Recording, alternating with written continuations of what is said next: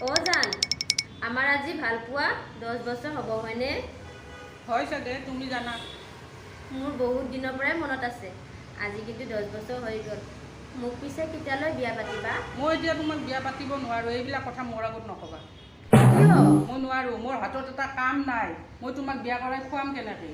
মোৰ ঘৰৰ বৰডেকাজন বিয়া পাতিব আছে, মোক মানুহে কি ক'ব, মোক মা দেউতাই কি ক'ব? নাই, মোক ঘৰত ল'ৰা ঠিক কৰিছে। সেইকাৰণে মই তোমাৰ লগত পলাই যাব ওলাইছো।